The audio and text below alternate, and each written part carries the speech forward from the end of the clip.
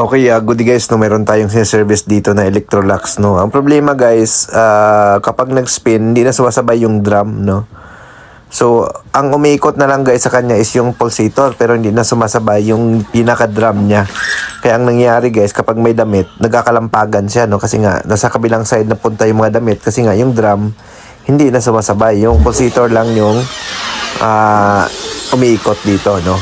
So ngayon, binubuksan namin to, tinignan namin guys yung ilalim para ma-check, no.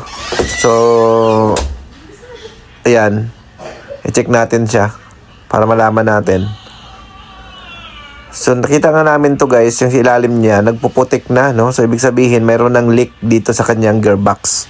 So kapag ganito guys na may leak na sa kanyang gearbox, ibig sabihin sira na siya, no. Kasi nga nagli-leak na yung tubig sa gearbox, no. Kasi yung ilalim niya guys nagpuputik na, no. Ayan. So ito nga, double check natin kung kaya paggawa ng paraan. So talagang ayaw sumabay yung drum, no. Kahit in-adjust natin yung clutch guys, ayaw sumabay yung drum. So ayan guys, oh. Iniikot naman natin, smooth naman siya nung inopen natin yung clutch sa ilalim. So ang nangyari, sira yung gearbox nito. So ang gagawin namin nito guys, papalitan natin siya ng gearbox, no, para maayos siya ulit, no. Kasi nga ayaw na sumabay guys sa pag spin. Sa was gagana siya, pero pagdating sa spin dry, ayaw na, no. So yan, kung mapansin nyo guys, oh, mayroon na siyang liquid sa ilalim, nagpuputik na. Kapag nagpuputik na yung ilalim na yan guys, ibig sabihin may leak na yung pinaka gearbox niyan. So ang gagawin natin, tanggalin natin to, no. Tanggalin natin to yung lumang gearbox, papalitan natin. So yan. So nandito tayo ngayon guys sa Kabuyaw, no.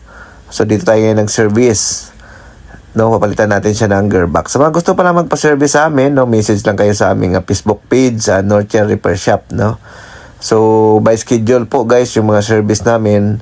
So wala kaming on the spot, no, kasi marami tayong schedule, no. Kahit marami kaming team na nagsiservice, pero dahil sa dami nagpapaschedule sa amin, talagang hindi lahat namin ma-accommodate. Kaya by schedule po ang scheduling namin, no. Kasi nga hindi lang naman kasi washing machine ang ginagawa namin, gumagawa rin kami ng mga aircon, no. So aircon and automatic washing machine, yan po yung mga ginagawa namin, no. So yun, ang pagpalit naman ito guys ng gearbox, madali lang. Pero kailangan mong baklasin, medyo marami kang baklasin, no. Madali lang ito guys sa mga technician. Pero kung DIY, medyo mahirap ito guys, no, sa mga nagdi-DIY. So yan. So ito, binabaklas namin to guys, no. So yan na yung luma guys, tinanggal na natin. So ito na yung ipapalit natin, no. Ayan. Same na same yan guys, no. So yun. Ayan. So yan, bago ipapalit natin. Sa gearbox kasi guys, mahirap na siya repairin pag ganyan na nagli-leak, no. So once na nagpuputik na yan, nagli-leak na yan siya. So kailangan palitan yan, no.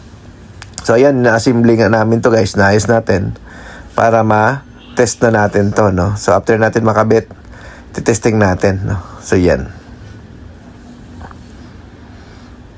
So ayan guys, ina-align lang natin, tingnan natin kung maayos na, no. So nakabit na yan guys, no. I-check na lang natin, titest na lang natin kung okay na, no. Ayan. Ayan. So kung mapansin nyo guys, nag-spin na siya, sumabay na yung pinaka drum niya. So kanina kasi ayaw sumabay ng drum. So ang ginawa natin, pinalitan natin siya ng gearbox kasi nga ayaw na niyang mag-spin dry. So yun, isa sa mga cause kasi yan guys ng pagkasira ng gearbox, yung overload, no, yung mabigat masyado na load. Yun ang kadalasan na sumisira dyan. So basbasan nyo lang yung paglulod ng washing machine. So yun, no, okay. Huwag nyo pong kalimutan i-like and i-follow yung ating page, no, para updated kayo sa aming mga upload. Thank you.